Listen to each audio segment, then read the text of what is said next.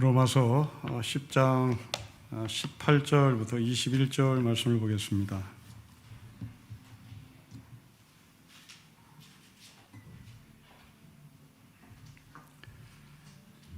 장 18절부터 21절 말씀을 우리 한 절씩 기도하겠습니다.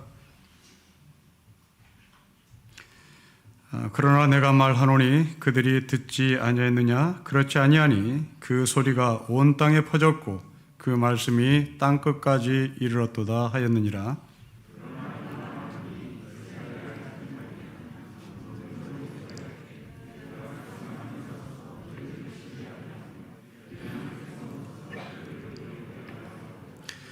이사야는 매우 담대하여 내가 나를 찾지 아니한 자들에게 찾은 바 되고 내게 묻지 아니한 자들에게 나타났노라 말하였고, 이스라엘에 대하여 이르되 순종하지 아니하고 거슬러 말하는 백성에게 내가 종일 내 손을 벌렸노라 하였느니라.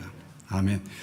자, 오늘 본문을 관찰하겠습니다. 짧은 본문이지만 매끄럽게 흘러가지 않는 듯한 느낌을 받습니다. 이유는 그러나라고 하는 단어를 연속해서 사용하기 때문에 그렇습니다.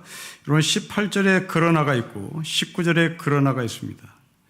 그러나고 하는 접속사의 생리는 앞에 것을 뒤집는 기능을 갖고 있습니다. 그렇다면 바울은 18절에서 앞에 말을 부인하고 또한 자기가 한 말을 19절에 또 부인하는 이 우를 범하고 있습니다. 그래서 우리가 매끄럽게 느끼지 못합니다. 정리해드리겠습니다. 19절의 그러나를 생략하셔도 좋습니다. 이유는 18절과 19절은 연속해서 질문하는 형식이기 때문에 그렇습니다. 18절에 내가 질문한다, 19절에 내가 질문한다입니다. 두 번의 질문합니다. 무엇에 근거해서 질문할까? 17절에 믿음은 들으면서 나며 들음은 그리스도의 말씀으로 말미암았느니라 라고 하는 이 말을 들은 누군가가 나는 복음을 들은 적이 없어요, 복음이 언제부터 있었어요? 라고 하는 질문에 내가 다시 너에게 질문한다. 복음은 온 땅에 그리고 땅끝에 있었다 말입니다. 자, 이 본문은 크게 두 가지의 내용을 포함하고 있습니다. 하나는 복음의 범위입니다. 18절이 바로 복음의 범위를 이야기합니다. 19절과 20절과 21절은 복음을 들은 사람들에 대한 세 가지 반응입니다. 자, 첫 번째 복음의 범위에 대해서 우리가 말씀을 다시 나누겠습니다. 18절을 읽겠습니다. 시작. 그러나 내가 말하노니 그들이 듣지 아니하였느냐? 그렇지 아니하니 그 소리가 온 땅에 퍼졌고 그 말씀에 땅끝까지 이르렀도다 하였습니다. 나는 그리스도의 복음을 들은 적이 없다. 나는 그리스도의 말씀을 들은 적이 없다. 정말 그러하냐? 아니다. 성경은 이미 그 복음은, 그리스도의 말씀은 온 땅에 그리고 땅까지 있었다고 말합니다. 이 말은 당시 로마 시대에 살았던 사람들은 아주 익숙한 이야기입니다. 로마는 제국입니다. 그리고 황제가 그 제국을 다스렸습니다. 로마 황제는 자신이 다스리고 있는 로마 제국의 피식민지 국가에게 칙령을 내립니다.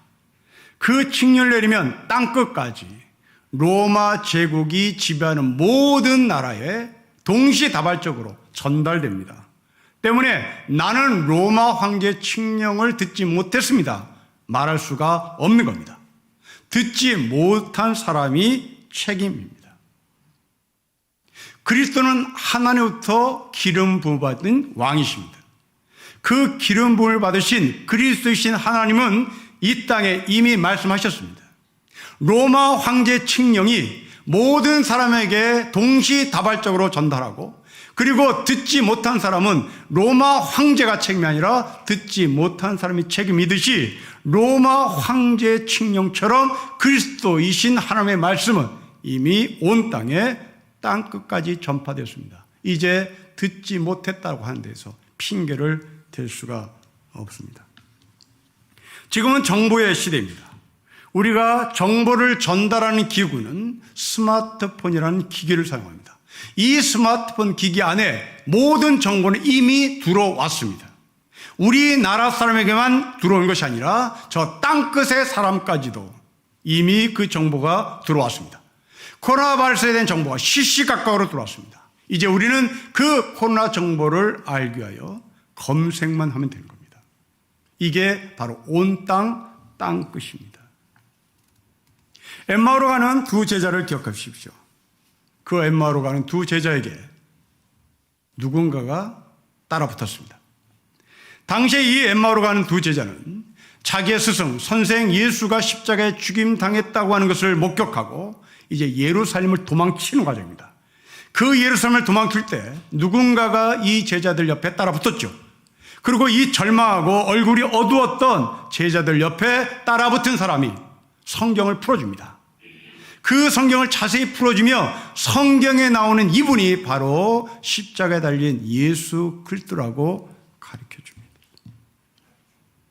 당시 그 제자들 옆에 따라붙었던 그 사람이 풀어줬던 성경은 이스라엘 백성들이 갖고 있었던 구약 성경입니다.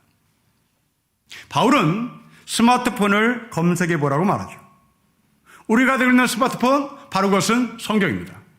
성경에 어디에 그리스도가 존재하나 그 그리스도는 2000년 전에 이 땅에 오신 예수 그리스도가 아니라 이미 창세기 전부터 존재했다는 것을 엠마오로 가는 두 제자가 가르쳐 주신 그 낯선 사람의 가르침, 바로 그것이 우리에게도 존재합니다. 에디오피아 내시를 기억해 보십시오. 에디오피아 내시가 읽었던 성경은 이사야서입니다. 아무리 읽어도 이해를 하지 못했던 그 에디오피아 내시에게 빌립이라는 사람이 붙습니다. 그리고 자세히 성경을 풀었습니다. 빌립이 풀어준 그 성경의 핵심은 너가 읽은 이 이사야서는 그리스도가 계신 것을 알려주는 하나님의 말씀이라고 말합니다. 자, 이 배경을 두고 18절 말씀을 다시 읽어보겠습니다. 같이 읽겠습니다. 시작. 그러나 내가 말하노니 그들이 듣지 아니하였느냐? 그렇지 아니하니 그 소리가 온 땅에 퍼졌고 그 말씀이 땅 끝까지 이르렀도다. 여러분, 땅 끝이 어디입니까? 땅 끝까지 이 복음이, 그리스도의 말씀이 전달됐습니다. 여러분, 이 땅끝은 지금 이 시대, 지구 과학 시대의 기준으로 땅끝을 해석하면 답이 나오지 않습니다. 우리가 알고 있는 이 지구는 지금 둥굽니다. 이 둥근 지구의 세계를 갖고 있는 우리는 땅끝은 결국 돌고 돌면 우리입니다. 내 자신입니다. 그러나 2000년 전에 고대 시대의 사람들이 갖고 있었던 땅끝의 세계관은 우리하고 전혀 다릅니다. 2000년 전에 고대 사람들은 지구가 둥글지 않았습니다. 지구는 평편했습니다. 그 평편한 지구의 세계를 갖고 있었던 고대 사람들에게서 땅끝은 계곡입니다. 떨어지면 죽는 겁니다. 심연입니다. 예수님께서 하늘로 올라가실 때 예루살렘과 온 유대와 사마리아 땅끝까지 증인대로 말씀하신 그 땅끝은 무엇일까요? 절망이요, 계곡이요, 소망 없음이요, 죽음이요, 심연 속에 깊이 빠지는 바로 그 자리에서 너는 무엇의 증인이 되나? 복음의 증인이 되는 것이고, 복된 소식의 증인이 되는 것이고, 바로 그리스도의 말씀의 증인이 되는 겁니다. 마태복음 28장을 여러분 기억하십니까? 마지막 제자들에게 예수님께서 하신 말씀입니다. 세상 끝날까지 내가 너희와 함께하겠다. 세상 끝날이 어디입니까? 바로 그것은 땅끝입니다. 그 땅끝과 세상 끝날의 공통점이 무엇입니까? 죽음입니다. 허무입니다. 끝남입니다. 그러나 그 땅끝에 무엇이 있습니까? 여러분 15절로 올라가 보십시오. 그 땅끝에는 좋은 소식을 전하는 사람들의 발길이 존재합니다. 엠마오로 가는 제자들, 땅끝을 걷고 있었습니다. 세상 끝날 것 같은 절망입니다. 세상 끝날입니다. 그런데 누군가가 그 제자들 옆에 따라붙어서 가르쳐 주신 말씀은 네가 걷고 있는 땅끝에는 절망이, 죽음이 기다리고 있는 것이 아니라 그리스도의 말씀이 기다리고 있다. 메시지를 전달하는 겁니다. 교회 한 자매가 저에게 한 자료를 보내줬습니다. 서울에 살고 있는 젊은이들의 삶을 연구한 통계 자료입니다. 혼자 점심을 먹는 젊은이 서울의 65.6%, 전국 통계 53.7%. 몸을 숨기면서 은둔하는 젊은이들 서울의 2.8%, 전국 4.7%. 이후 취업이 되지 않았습니다. 심지어 3년 동안 한 번도 방 밖을 나오지 않은 젊은이도 있다는 통계가 잡힙니다. 엠마오로 가는 두 제자, 패배입니다. 취직이 안 된 사람입니다. 예루살렘을 탈출해 엠마오의 깊은 어디 산속에 들어가 칩과하고 살겠다는 마음을 가진 사람입니다. 땅끝입니다. 3년 동안 방 밖을 출입하지 않았다면 이건 땅끝입니다. 이건 세상 끝나는 겁니다. 하나님은 그런 사람이 말합니다. 이미 그 땅끝에 그리스도의 말씀이 복된 소식이 있다고 말합니다. 코로나 바이러스로 인하여 2년 동안 예배에 한 번도 나오지 않은 우리 젊은 청년 여러분, 여러분들이 왜 그 방에 있어야 하는 겁니까? 그것이 여러분의 땅끝이라고, 이제 난 더 이상 나가야 소용없다고 생각하는 바로 그 자리 아니겠습니까? 그렇다면 여러분들은 오늘 이 18절의 말씀을 기억하셔야 합니다. 온 땅에 그 땅끝에 겨우 편의점만 왔다 갔다 하는 나의 패배의 삶에 좋은 소식을 남겨놓으셨습니다. 독일의 신학자 몰트만이라는 분이 계십니다. 제자들이 저녁 대접을 하며 이제 마지막 강의를 마치고 모든 강의를 중단하고 이제 노년의 삶을 준비하는 그 몰트만에게 제자들이 물었습니다. 선생님은 돌아가시면 어디에 묻히기를 원하십니까? 몰트만은 아주 단호하게 말했습니다. 나 튜빙겐 공동묘지. 그러자 한 제자가 또 물었습니다. 선생님은 비석에 어떤 글귀를 써기를 원하십니까? 몰트만이 대답합니다. 나 이미 준비됐다. 자네들은 내 비석에 내가 뭐라고 쓸 것 같은가? 제자가 대답합니다. 당연히 출생일과 사망일을 기록하겠죠. 몰트만이 대답합니다. 아니다. 나는 출생일과 함께 부활한 날을 기록할 것이다. 여러분, 부활할 날이 아닙니다. 부활할 날이 아니라 부활한 날을 기록할 것이다 라고 말합니다. 땅끝입니다. 이 몰트만에게 땅끝은 부활입니다. 이 몰트만에게 땅끝은 죽음이 아닙니다. 부활이요 영생입니다.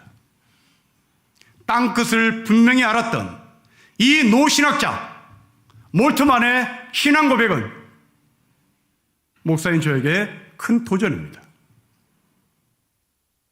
1974년에 긴급조치로 구속당한 김동길 교수가 고등 군사법정에 섰습니다. 서슬퍼런 그 군사법정에 방청객은 딱 한 명이었습니다. 군인들이 군사법정에 어떤 누구도 못 들어오게 하고 직계가족 한 사람만 출입을 허용했기 때문입니다. 뒤에 앉아있는 이 김동길의 직계는 김옥길 총장이었습니다. 이제 법정에서 재판을 시작하는 그 직전에 이 김옥길 누나는 뒤에서 외쳤습니다. 하나님은 살아계신다. 아주 조용한 그 법정에서 쩌렁쩌렁한 이 김옥길의 소리는 재판장들을 당혹시켰습니다. 이때 김동길은 자기 누나가 하나님은 살아계신다라는 말을 해석합니다. 하나님이 이 재판을 지켜보신다. 아니, 하나님이 이 재판장의 주인이시다. 이렇게 해석합니다. 여러분, 당시에 김동길은 유신 독재의 재판장에 섰던 땅끝의 사람입니다. 무기징역을 받을 수 있는 찰나의 순간입니다. 세상 끝날입니다. 자기의 모든 업적 다 송두리째 무너지는 순간입니다. 그러나 하나님은 자기 누이를 통하여 김동규라, 너는 세상 끝날이 아니다. 너의 땅끝은 내가 있다. 하나님은 살아계시다. 하나님의 음성을 들었습니다. 엠마오에 가시는 여러분, 땅끝에 서 계신 여러분, 세상 끝날에 서 계신 여러분, 취직이 되지 않아 집 밖으로 나오지 못하는 청년 여러분, 이미 그 자리에, 그 땅끝에 절망이 있는 것이 아니라 절망을 밀어낸 복된 소식, 그리스도의 말씀이 있다는 것을 기억하십시다. 그래서 이 엠마오의 제자들처럼 흑빛의 얼굴이 밝은 빛으로 바꾸고 절망스러운 심장이 다시 소망의 심장으로 뛰었으면 좋겠습니다. 고립을 찢었으면 좋겠습니다. 그 고립을 찢고 소망의 빛으로 나왔으면 좋겠습니다. 이미 여러분 안에 온 땅에 땅끝에 존재하시는 그리스도의 말씀이 있기 때문입니다. 바울은 외칩니다. 그러나 이 말을 믿지 못했던 사람, 이 말을 믿었던 사람들의 반응이 나옵니다. 여러분 19절부터 21절을 우리 천천히 읽겠습니다. 시작. 그러나 내가 말하노니 이스라엘이 알지 못하느냐? 먼저 모세가 이르되 내가 백성 아닌 자로서 너희를 시기하게 하며 미련한 백성으로서 너희를 노엽게 하리라 하였고, 이사야는 매우 담대하여 내가 나를 찾지 않은 자들에게 찾은 바 되고 내게 묻지 아니한 자들에게 나타났노라 말하였고, 이스라엘에 대하여 이르되 순종하지 아니하고 거슬려 말하는 백성에게 내가 종일 내 손을 벌렸노라 하였느니라. 세 종류의 사람이 나옵니다. 19절 반응하는 사람과 반응하지 않는 사람입니다. 20절 애당초 무반동입니다. 21절 적극적으로 거역하는 사람입니다. 온 땅 끝까지 그리스도의 복음이 존재한다는 사실을 듣고 반응하는 사람들의 반응입니다. 첫 번째 사람입니다. 19절 말씀은 신명기 32장을 인용합니다. 하나님의 백성이라고 말하는 이스라엘 백성들이 하나님의 말씀을 믿지 않자 이방인들이, 미련한 자들이, 이스라엘 밖의 사람들이 복음을 믿게 됐고 그 복음 때문에 이스라엘 사람들이 시기를 했다는 이야기입니다. 미련한 자들입니다. 이스라엘 밖의 사람들입니다. 존재 가치도 없다고 평가받은 바로 그들이 그리스도의 말씀을 받아들입니다. 그리고 하나님의 사람이라고 여겼던 중심부의 사람들을 도전하고 그 중심부의 사람들의 마음을 움직이기 시작합니다. 여러분, 미가 선자가 전하는 복된 소식을 기억해 보십시오. 미가 선자는 그리스도가 베들레헴에서 날 것이라고 예언한 사람입니다. 베들레헴은 유다의 족속 가운데 아주 작은 족속이라고 성경은 설명합니다. 여기서 아주 작은 족속이란 크기의 의미를 뛰어넘어 별 볼 일 없다는 얘기입니다. 바로 그 별 볼 일 없는 땅에서 그리스도가 탄생합니다. 아무도 걷어보지 않는 미련한 족속들이 사는 사람들. 마태복음 21장에 보면 포도원 품꾼의 비유를 우리는 기억합니다. 포도원 주인이 자기 노예들을, 자기 종들을 포도원에 보냅니다. 열매를 수확하기 위함입니다. 소작인들은 차례차례 다 죽입니다. 마지막 이 포도원 주인은 자기 아들을 보냅니다. 소작인들은 그 아들까지 죽입니다. 이 비유를 말씀하신 예수님은 이 비유를 주석을 답니다. 건축자의 버린 돌이 모퉁이 돌이 되었다. 이것은 주로 말미암은 것이다. 이것은 기이한 일이다. 건축자가 버린 돌이 모퉁이 돌이 되었습니다. 미련한 자들입니다. 사람들이 버립니다. 그런데 그들이 모퉁이 돌이 됩니다.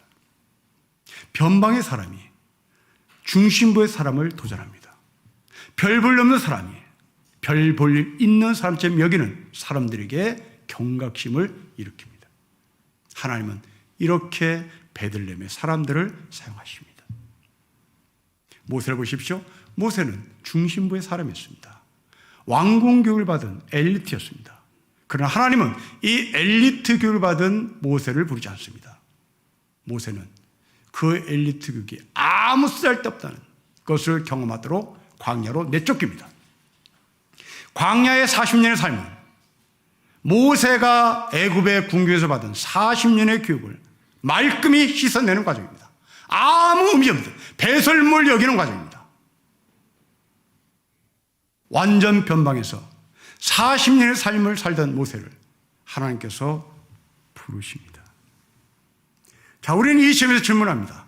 왜 하나님은 중심부의 사람을 쓰지 않고 이렇게 변방의 사람들, 주변부의 사람을 사용하시는 것일까요? 그 이유는 아주 정확합니다. 혹시 여러분 변방의 사람을 사랑하시는 하나님의 긍휼하심이라고 생각할지 모르겠습니다. 그것은 아주 단편적인 이야기입니다. 그건 단편적인 해석입니다. 왜 하나님은 중심부의 사람을 사용하지 않고 변방의 사람을 사용할까요? 여러분, 변방이 어떤 것입니까? 변방은 세상의 모순덩어들이 모이는 곳입니다. 세상은 왜 이렇게 엉망진창인가?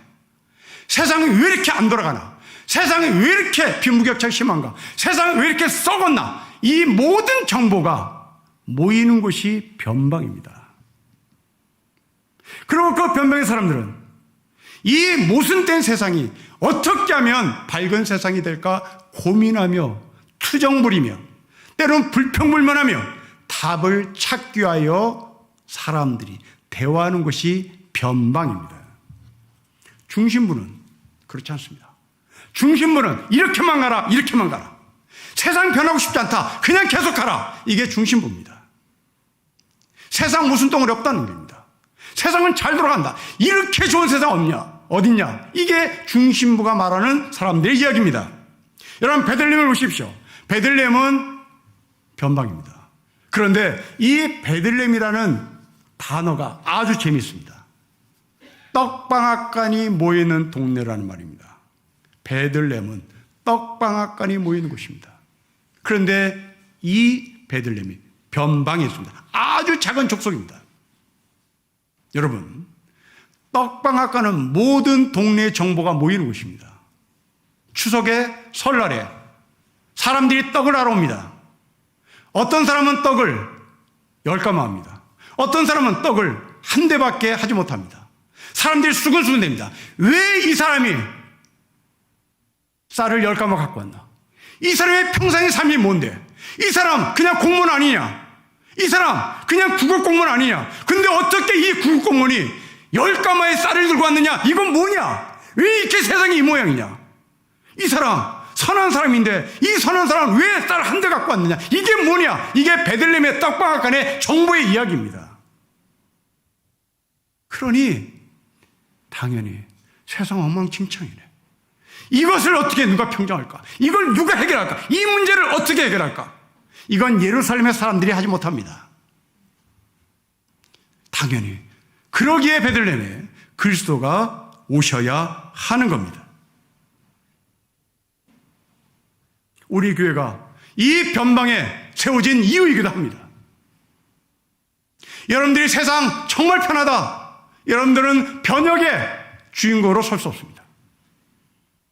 모세가 왜 나는 애굽의 궁계에서 쫓겨났나? 내가 왜 이 광야로 나왔나? 이 광야로 나와보니 애굽 궁중의 모순이 보이기 시작합니다. 그 애굽 궁중의 모순이 보이니 이 문제를 어떻게 해결할까? 그렇게 당연히 해결하고 껴있는 모세에게 하나님은 찾아올 수밖에 없었던 겁니다. 우리 교회가 중심부에 사람들이 모이는 교회라면 우리는 계속 이 사회가 얼마나 좋은지 이 사회를 기득권을 유지하자 그렇게 말할 것입니다. 여러분, 그리스도는 베들레헴에 오십니다. 그리스도는 떡방앗간에 있는 곳에 오십니다. 여러분들의 추석에, 여러분들의 설날에 떡방앗간에 가서 떡을 할 때 이 떡이 어떤 떡인지를 점검해 보란 말입니다. 모순 덩어리 속에 찾아오시는 그리스도십니다. 변방의 사람들은 변혁의 주체로 하나님께서 부르십니다. 미련한 자들입니다. 그 미련한 자들이 중심부의 사람들을 뒤흔들어댑니다. 이방인들이 이스라엘 백성들을, 이방인들이 예루살렘 사람들을 흔듭니다. 말씀을 들은 사람의 반응입니다. 두 번째 반응입니다. 여러분 20절 보십시오. 우리 같이 읽겠습니다. 시작. 이사야는 매우 담대하여 내가 나를 찾지 아니한 자들에게 찾은 바 되고 내게 묻지 않은 자들에게 나타났노라 말했습니다. 완전 무반동입니다. 전혀 반응을 하지 않습니다. 그런데 하나님은 그 사람을 찾아갔습니다. 묻지도 않았습니다. 찾지도 않았습니다. 아예 관심이 없습니다.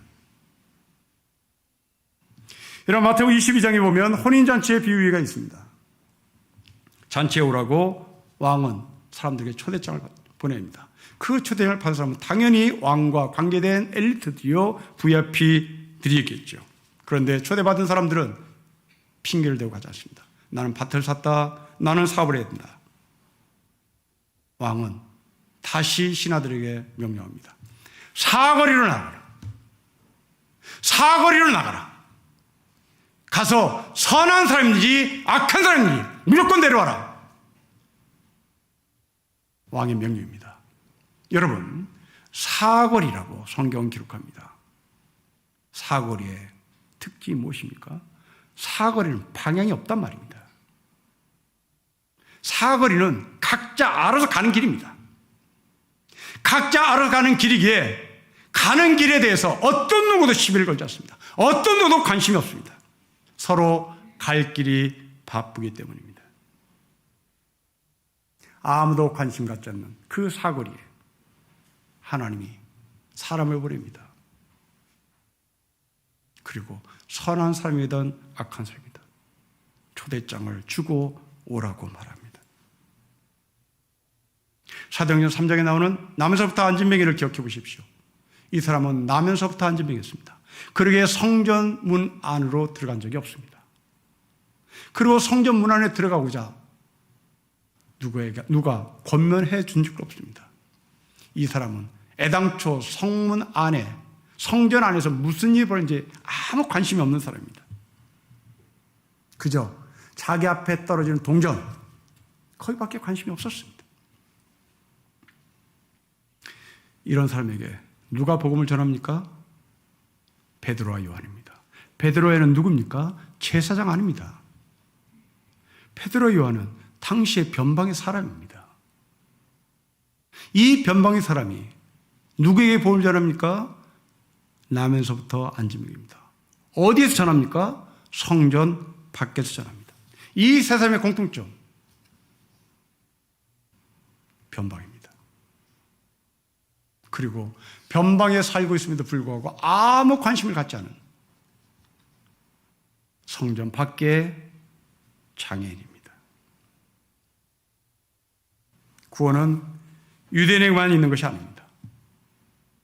아무 관심 없는 사거리 인생들에게도 하나님은 찾아가십니다. 마지막으로 구원받은 십자가의 강도, 바로 그는 사거리 인생이었습니다. 가늠하다 현장에 붙잡힌 여인, 사거리 인생이었습니다. 수가성의 여인, 사거리 인생이었습니다. 아마도 우리도 이 사거리의 인생의 삶을 살았던 적이 있을 겁니다. 옆 사람이 죽든지 말든지 관심 갖지 않는 사람, 하나님의 말씀이 나에게 유익이 있는지 손해가 있는지 아예 관심이 없는 사람, 오로지 내 주어진 일만 감당하고 싶은 사람, 이건 사거리 인생이죠. 그런데 하나님은 사거리 인생을 살았던 저와 여러분을 찾아오셨습니다. 그에게 복음으로 나타나신 겁니다.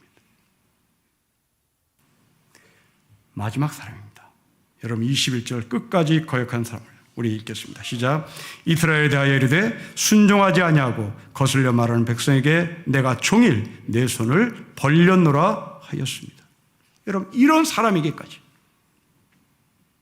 끝까지 믿지 않겠다고 발버둥 치는 사람, 거역하는 사람에게 하나님은 손을 종일토록 내미십니다. 끝없는 하나님의 사랑입니다. 시편 36편을 기록한 시인은 이런 시를 남깁니다. 주님의 한결같은 사랑은 하늘에 가득 차 있고 주님의 미쁘심은 궁창에 사무쳐 있습니다.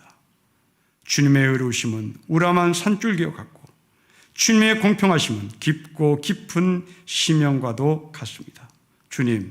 주님은 사람과 짐승을 똑같이 돌보십니다. 복음을 거역하는 사람은 아마도 짐승 같은 사람일지도 모르겠습니다. 그런데 하나님은 사람과 짐승을 똑같이 돌보십니다. 거역하는 자들에게 하나님은 팔을 지금도 내미십니다. 아마도 하나님의 팔이 아프실 것 같습니다. 그러나 참습니다. 우리를 살리기 위함입니다. 저는 이 21절을 묵상하며 견화와 직녀를 만나게 해주고자 밤새 돌을 날랐던 까마귀의 머리가 생각납니다. 그 까마귀의 머리는 다 털이 빠졌다고 우리는 알고 있습니다. 그 견화 직녀의 현대판은 전화 교환원이었겠죠.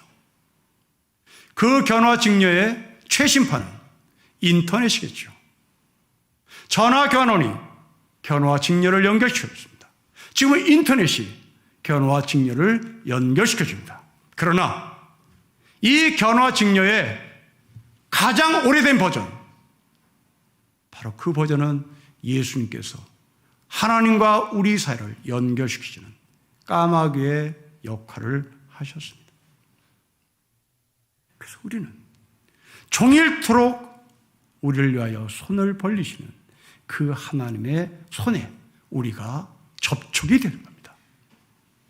예수 그리스도의 견화 직녀의 까마귀 역할이 우리를 하나님을 만나는 축복을 누리게 된 것입니다. 그렇다면 지금도 거역하는 자들을 향하여 팔을 벌리시는 하나님이라면